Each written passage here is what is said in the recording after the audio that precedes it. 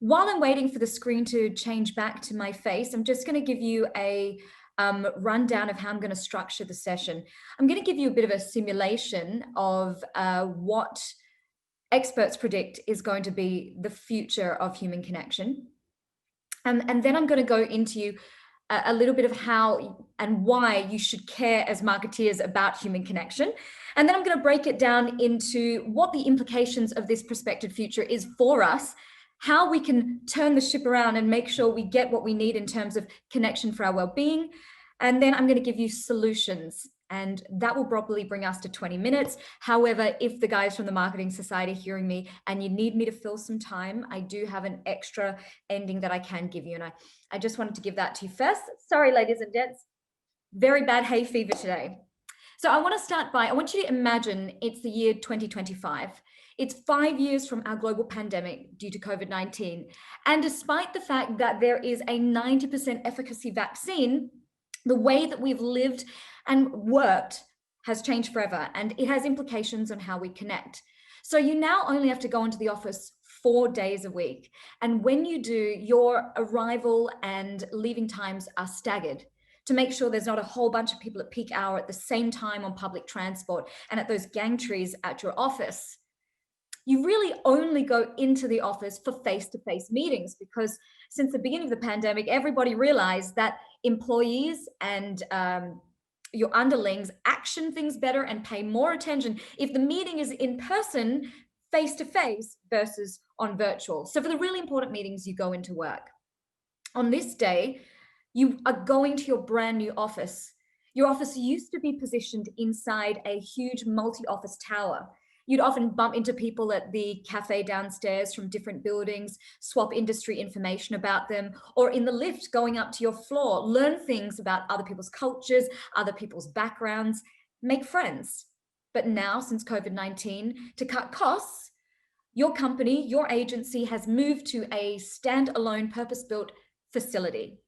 You no longer meet people beyond the people who live in your home and the people who you work with and your existing set of friends. When you walk into the building, you take the touchless elevator up to your office floor, and you just notice the extra wide custom-built walkways going to your office that are designed so that you'll never brush or touch another human being. You walk into your office, which was always open plan, but now there are special kind of glass perspex sheets that can be activated in case of an outbreak that would actually put you in sort of a see-through cubicle. You've placed some plants in the corner of this new office. You got your assistant to put them there to make it feel less like a hospital. You can still see everyone, but you can't possibly, accidentally spray them with contaminated spit or anything like that. You go into your in-person meeting that you came all the way in the office to do. And even though you don't have to wear masks anymore, you're still socially distant. You're still 1 meter away from your colleagues. You wrap up the meeting, you go and sit at your desk. And as you're sitting there, you realize very quickly that everything else you could do today, you could just do from your house. So instead of sticking around, you jump on the train or the bus or in your car, you go back to your house where you and your family have moved slightly out of the city because there's no need to be so close to the office anymore. And you sit in your at-home office and relish the silence. You've installed soundproofing since the COVID-19 pandemic first broke out, so that you never have that interference of sound. You can no longer hear the neighbor's dog barking, your kids coming home from school, or the postman's footsteps to deliver anything. Effectively, you've blocked out the sound of your tribe.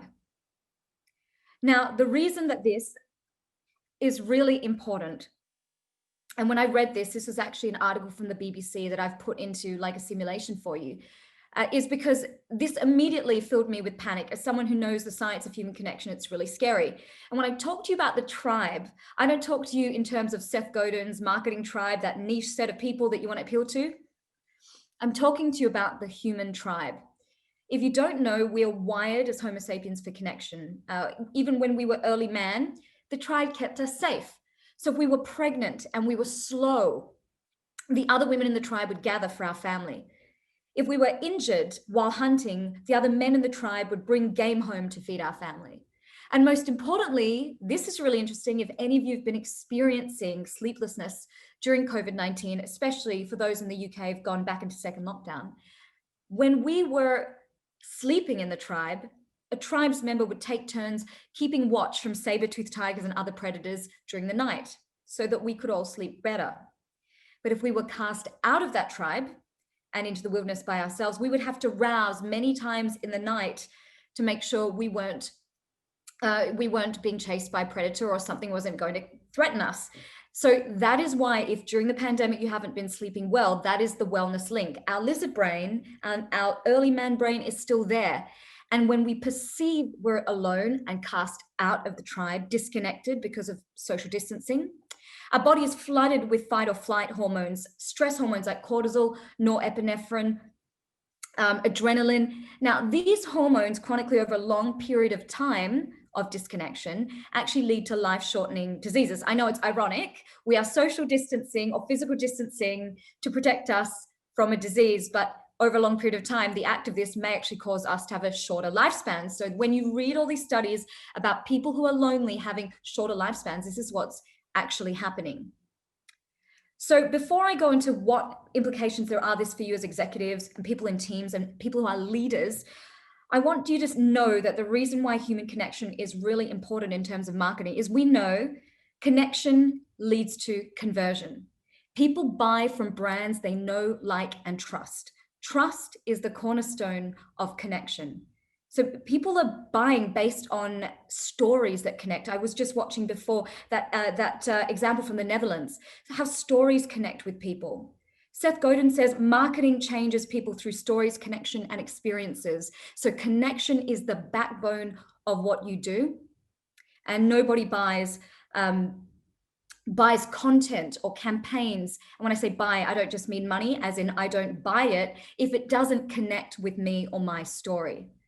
And so these human connection tools are imperative because if the people creating the content that needs to connect are disconnected themselves, they can't synthesize that into their work. They can't synthesize that when they lead. They can't synthesize that with their teams.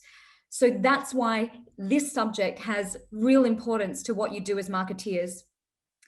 So what are the implications of this scenario and of that fight or flight that I mentioned? So firstly, the New York Times cited this really interesting article about social awkwardness. The pandemic was going to make all of us socially awkward. And it cited things like wanting and craving to be around people, but the minute you were, immediately wanting to retreat, oversharing on Zoom, and things like having outbursts when misreading social cues, not just on virtual, but in very sparse in-person communications that we were having because it's really been pulled back this year. And of course, we're going to see heightened anxiety and depression. I want to tell you a story of my own disconnection. I think this is really, it's very personal, and I'm going to share it with you because we know firstly stories connect, but also on a greater level, if it can happen to me, one of the most social people you ever meet, who worked in the media for years, who studies human connection. I didn't at the time of this story, but it can deeply, deeply affect people in your teams and people that you're leading. And disconnected people are just not as productive. So in 2013, I was living in Dubai. I was on air with Virgin Radio, having the time of my life. One day I got a call from my sister and she said, Simone, if I was you, I'd want you to be here. That's how she talks. Turns out my mum had suffered a profound stroke born of a degenerative disease that also includes pre-onset dementia. And this stroke had landed my mum in a wheelchair. I remember flying back to Perth and seeing the state she was in. And for any of you on this call who are Asian, you will understand the filial obligation that I felt and the guilt that I felt for being the prodigal daughter who'd been away for so many years, for decades. And so I made the decision to leave my dream job and move back and do the right thing culturally for me. And that was to take care of my mum. And I really quickly found myself to be quite useless. I walked into the nursing home one day and I said to her two incredible Filipina carers, let me help to do something. In Australia, my mum is what's called a two-person carer. Anyone who's paralyzed to that level requires two people by law in a nursing home facility to take them from the bed to the shower, from the shower to the toilet, from the toilet to the bed, from the bed to the dining room. She always has two people. And I realized even though they were people taking care of her, it wasn't the same as her daughter. So I asked them if I could help take her to the bathroom. And they said, open the door. And I will absolutely never forget what I saw. My mother, who was like a tiger mother, who was strong, was standing facing the white tiles of the bathroom, holding on to a metal pole where she was tipping side to side, balancing on her one good leg like a bird with a broken wing. And the amazing carer was propping her up on her weak side. And how it basically works is my job was just to pull the wheelchair back. The second carer pushes in the commode.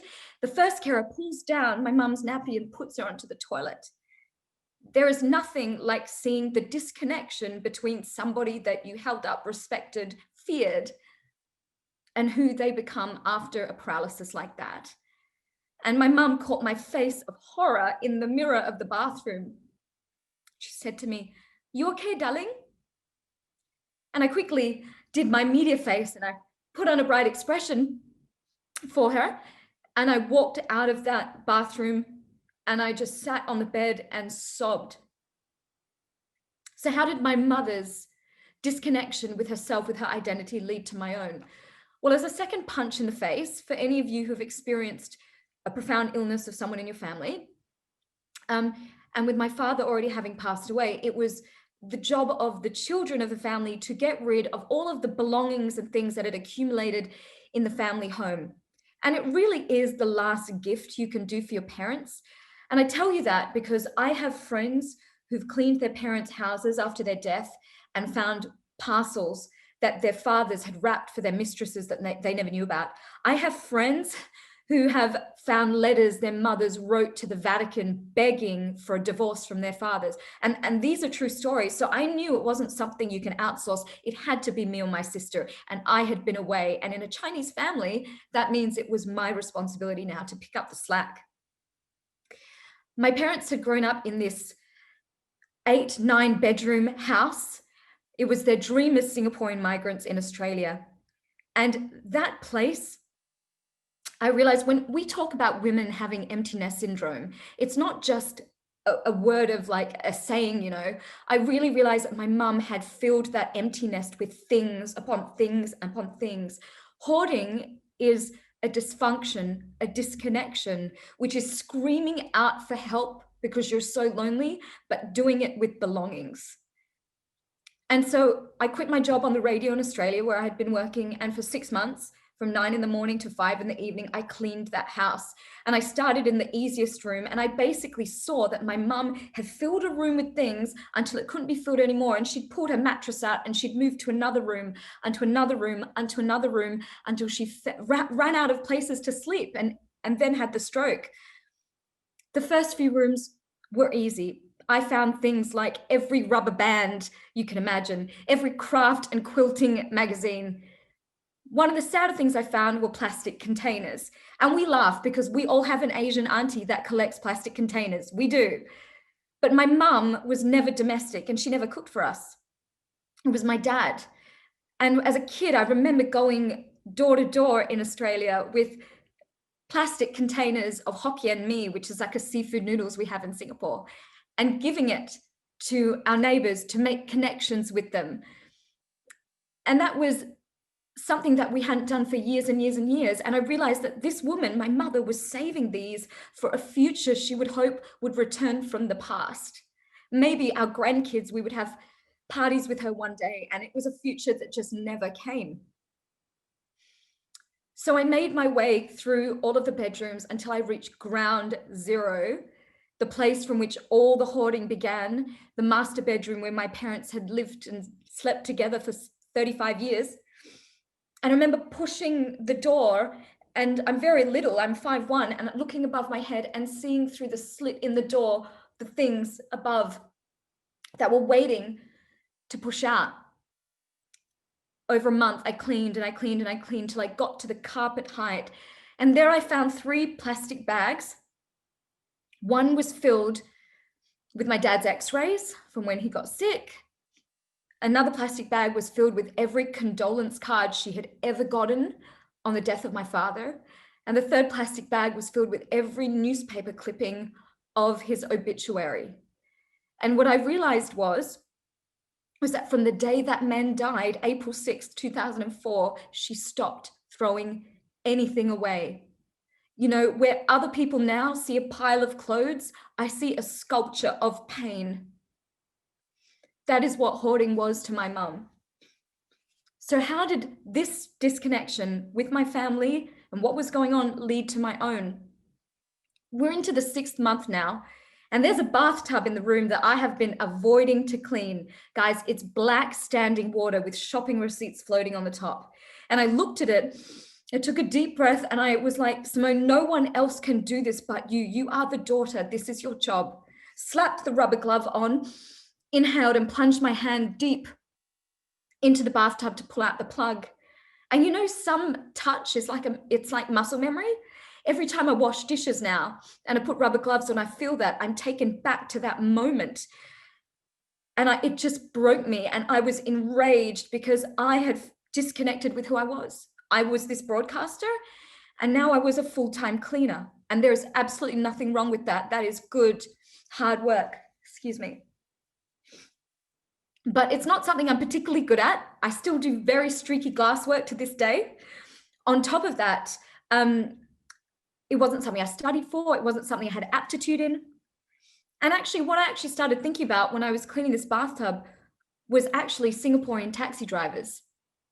During the Asian financial crisis years and years ago, I remember visiting Singapore and asking my cousin, why is the taxi driver so angry? Why is he so rude to us? And my cousin explained to me, she said, Simone, you know, these men before the crash, they were white collar executives. They were like you, they were like me.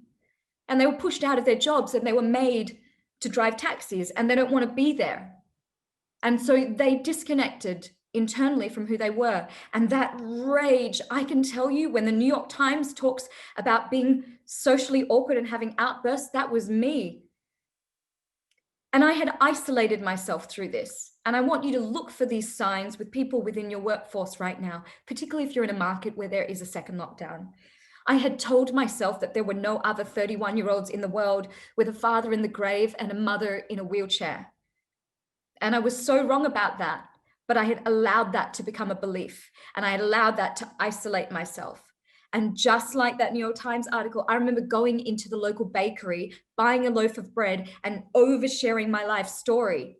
I remember going to my mother's nursing home and being around a bunch of my Asian aunties and just having outbursts, craving being around people, but at the same time, immediately wanting to retreat. And when I read that article, I thought, how many people in our lives do we see like that? How many people do we have like that?